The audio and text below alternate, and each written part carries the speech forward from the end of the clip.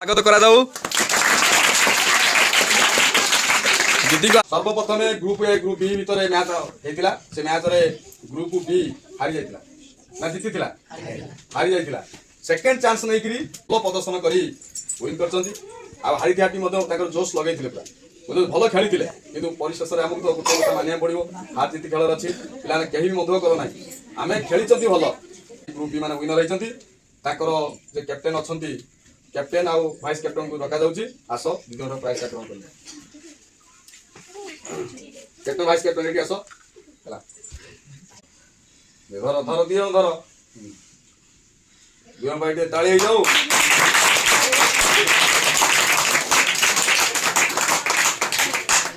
Congratulation ପିଲାମାନେ, ବହୁତ ବହୁତ ଧନ୍ୟବାଦ। ସେମିତି ଜୋଶ ଲଗେଇ ସବୁ କାର୍ଯ୍ୟରେ ମାରିଦେଲା। ତାପରେ ଆମର ଯୋଉମାନେ ମନ ଦୁଃଖ କର ନାହିଁ ପିଲାମାନେ, ଯୋଉ ହାରିଥିବା ଟିମ୍ ଗ୍ରୁପ ଏ ପିଲା ଦି ଜଣ ଡାକା ହଉଛି। କ୍ୟାପ୍ଟେନ୍ ଭାଇସ୍ କ୍ୟାପ୍ଟେନ୍ କିଏ ଅଛ? କ୍ୟାପ୍ଟେନ୍ ଭାଇସ୍ କ୍ୟାପ୍ଟେନ୍ ଆସ। କ୍ୟାପ୍ଟେନ୍ ଭାଇସ୍ କ୍ୟାପ୍ଟେନ୍ ମିଷ୍ଟର ପ୍ରଭାତ, ମିଷ୍ଟର ରାଜା।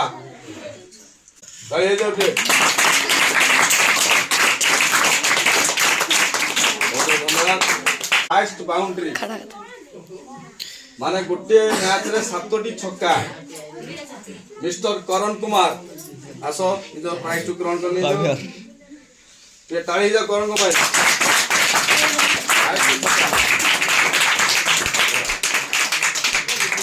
ତାଳି ହେଇଯାଉ।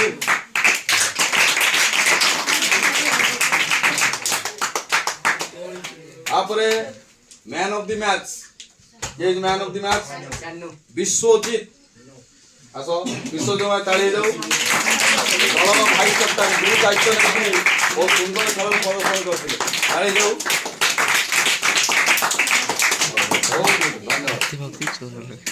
Man of the series, man of the series କିଏ?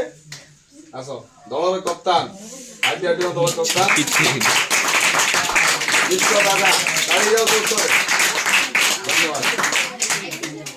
ତାପରେ ଆମର ଜଣେ ପିଲା ମାଠିଆ ଖେଳରେ ଗୋଟିଏ ମାତ୍ର ପିଲା ଫାଷ୍ଟ ହେଇଥିଲେ, ଆମର ସୌମ୍ୟ ପ୍ରକାଶ ସ୍ୱାଇଁଙ୍କୁ ଡକା ହଉଛି।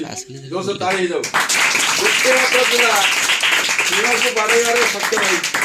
ତାଳି ହେଇଯାଉ, ତାଳି ଯାଉ। ତାର କଣ୍ଡିସନ ଥିଲା, ଆଉ ଗୋଟେ କଣ୍ଡିସନ ଥିଲା ନେଇକି ଆସିଛ। ତା ପାଇଁ କିଛି ଅର୍ଥ ରାଶି ମଧ୍ୟ କରାଯାଇଥିଲା, ଯେହେତୁ ପିଲାଟି ବାଡ଼େଇଛି। ତାଳି ଯାଉ ଟିକେ।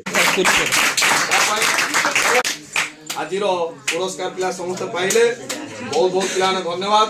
ଆଉ ଆଶା କରେ କି ଆର ବର୍ଷ ପାଇଁ ମାନେ ଯଦି ପିଲାମାନେ ଚେଷ୍ଟା କରିବ ଏମିତି ସବୁ କିଛି ଜିନିଷ ହେଇପାରିବ। ପିଲା ଦେଖ, ତମେ ଗାଁ ଗହଳିରେ ଖେଳୁଛ, ଯେତେବେଳେ ହାରି ଯାଉଛ କିଏ ମାନେ ବେଶୀ ରନ୍ ଖାଇଯାଉଛି, ବାଡ଼େଇ ପାରୁନି, ସୁଧାସୁଧି ହଉଛ।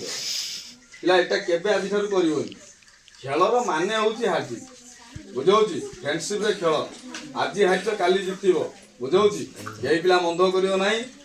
ଜିତିଥିବା ଟିମ୍ ହାରିଥିବା ଟିମ୍ ଉଭୟ ଭଲ ଖେଳିଛ, ସବୁ ଭଲ ଖେଳିଛ, କିନ୍ତୁ ଲାଷ୍ଟକୁ ଆମକୁ ଗୋଟେ କଥା ତ ମାନିବାକୁ ପଡ଼ିବ, ହାରିବା ପାଇଁ ପଡ଼ିବ, ଗୋଟେ ଟିମ୍ ଜିତିବା ପାଇଁ ପଡ଼ିବ। ତା ହିଁ ହେଲା। ଆଉ ପିଲାମାନେ ଖୁସିରେ ରୁହ। ପିଲାମାନେ ସମସ୍ତେ ଏମିତି ଯେମିତି ଆଜିର ଯେମିତି ରଣକୌଶଳ ଯେମିତି କ୍ରିକେଟରେ କରୁଛ, ସେଟା ପାଠ ପଢା ଉପରେ ମଧ୍ୟ ସେଇଭଳିଆ ଧ୍ୟାନ ଦେଇକି ଭଲ କି ପଢ।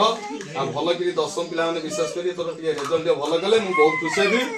ଆଉ ଯୋଉମାନେ ଭିଡିଓ ଦେଖୁଛ, ଆଉ ପିଲାମାନେ ତମକୁ ଗୋଟେ କଥା କହି, ପିଲାମାନେ ସମସ୍ତେ ଖେଳରେ କେବେ ହେଲେ ଖରାପ ଗାଳି ଗୁଲଜ କର ନାହିଁ, ମାଡ଼ ଲାଗ ନାହିଁ। ସମସ୍ତେ ବନ୍ଧୁତ୍ୱରେ ମାନେ ସମସ୍ତେ ଫ୍ରେଣ୍ଡସିପ ରଖିକି ଖେଳ। ଖେଳିବା ଦ୍ୱାରା କଣ ହୁଏ ରେ? ଫ୍ରେଣ୍ଡସିପ ବଢେ, ବନ୍ଧୁତ୍ୱ ବଢେ, ବୁଝଉଛି? ଆଉ ଦେଶ ଦେଶ ଭିତରେ ଯୋଉ ଖେଳ କାହିଁକି ହଉଛି, ଦେଶ ଦେଶ ଭିତରେ ସମ୍ପର୍କ ଟିକେ ଭଲ ରହିବା ପାଇଁ ନା କଣ ପିଲାମାନେ? ଖେଳ ପାଇଁ ପଜିଟିଭ ଆଉ ହେଲା। ଏଇଥର ଦେଖନ୍ତୁ ସୁମାନ କୁମାର ନେକ୍ସଟ ଆମର ଏଇ ଦେଖନ୍ତୁ ମ୍ୟାନ୍ ଅଫ୍ ଦି ମ୍ୟାଚ୍ ନା ସିରିଜ୍ ସବୁ ହବ। ତାପରେ ମୋ ଦାୟିତ୍ୱ ସେ ନବ ନା କଣ? ବାପା ଦାୟିତ୍ୱ ନବୁନି? ପିଲାମାନେ ଖୁସି ତ? ଜୟ ଜଗନ୍ନାଥ। ବମ୍ ବମ୍ ଭୋଲେ।